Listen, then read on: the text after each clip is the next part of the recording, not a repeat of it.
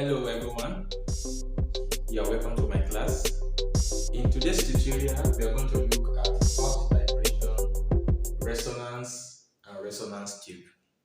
Forced vibrations are those vibrations that result from an external periodic force acting on a system or a body, setting the system vibrating at the same frequency as the external periodic force.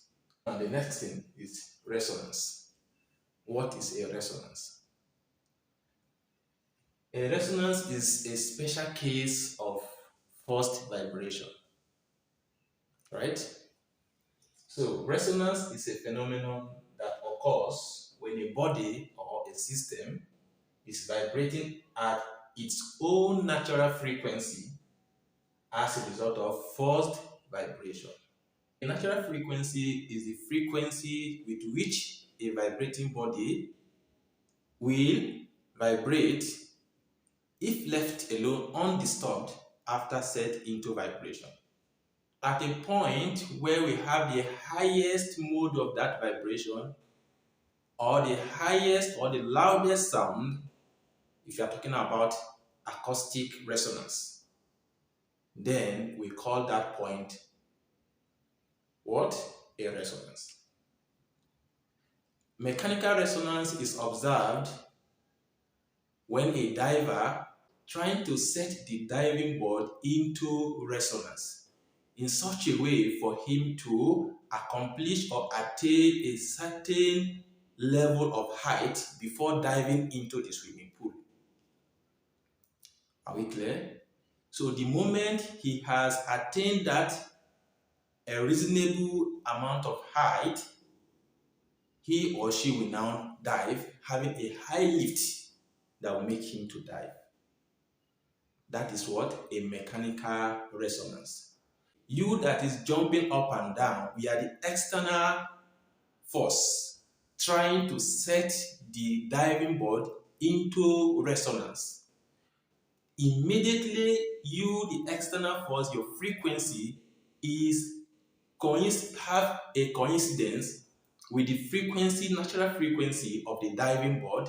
You see, you attain a maximum amplitude or height that will make you to dive. That is mechanical what? Resonance. For acoustic resonance, you want to attain a reasonable level of sound. So the next thing is resonance tube.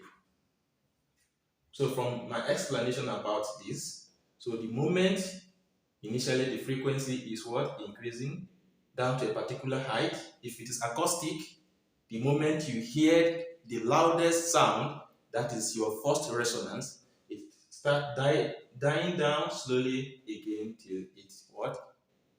Has no more sound. So this point at which the frequency of the external force coincide or equal to the frequency, natural frequency of what? Of the body, it is said to attain resonance. Are we clear? Good.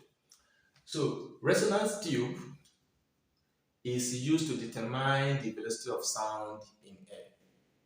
Remember, sound is a mechanical what? Wave which requires material medium for its propagation.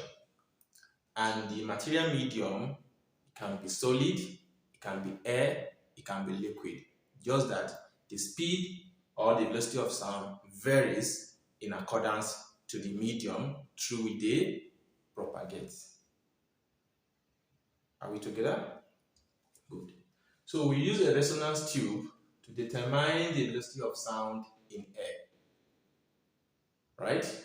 Now, inside the tube, we have a reasonable amount of water to a particular level. So from here to this place is the water level, while here is the air, and this is for you to let the water out of what? Out of the tube. Now, this tuning fork has its own natural frequency. So if you make it to vibrate, you now place it above the tube. When you do this, it will set the air into vibration, the air above the water level into vibration. Are we clear? So you now let the water out of the tube slowly. So as the water is moving out of the tube, there are going to be a point where you hear the loudest sound.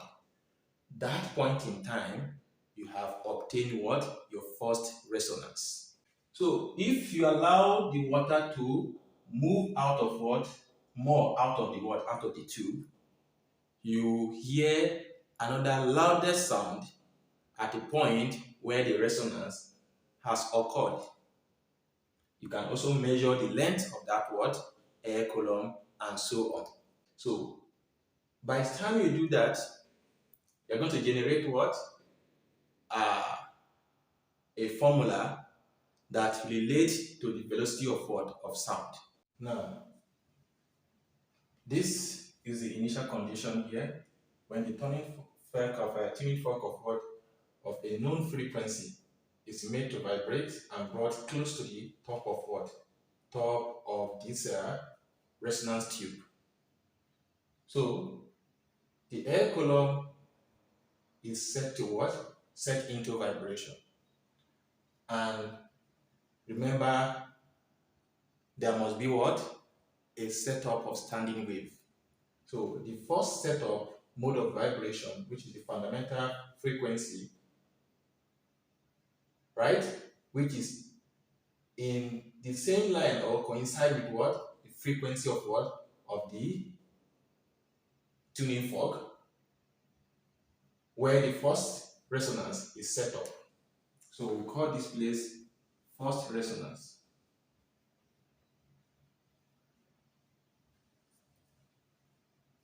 When I let the water out more slowly, I have more air column, isn't it? The length of the air column here compared to this is different, isn't it? So I have more air column set into vibration, hence I'll have more standing wave generated. So we call this one our second what? Resonance. Remember that our node is always at the close end, because as far as I'm concerned, since there's this place, there's no vibration of the air column, there's no air column, here's the close end of what? Of the air column. So the node, which is the point of a minimum displacement or of no displacement of the air column, is always at the end of this, where the antinode is what? Is here. Same goes to this. You have the node, antinode, and what? Antinode. Now, in this, the antinode is not exactly at the level of the tube, right? It's strength above, a little bit above the level of the tube. That brings us to what is known as end corrections. Are we clear? So the end correction is just the length of the antinode slightly above the what? The length of the tube. We represent it with what? C. While the L1 here is the length of the air column. The length of the air column as regard to what? With respect to what? To the tube. The same thing goes to what? The second resonance. Now, let us now bring out this and equate it to each other. Since we have end correction here, we have end correction here, both for the first resonance and what? And second resonance. Are we clear? So if I have here that the whole of this, I'm going to consider the whole of this now, the whole of this to the point of end correction, you will agree with me that the total length here is going to be L1 plus C, and that is equal to what? Lambda all over 4. Right? You can call this one equation 1. And for this, I have L2 plus what? C is equal to 3 lambda over 4. If you are not clear how we get lambda over 4, L2 is 3 lambda over 4, I have made a video on how to draw a standing wave pattern on a closed pipe. From there, it's going to be very, very clear because this was well explained. So I call this one equation 2. Now, subtracting equation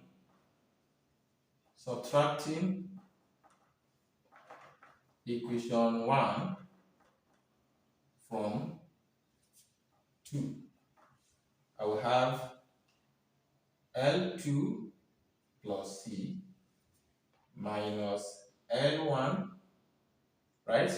Then we put bracket plus what? Plus C.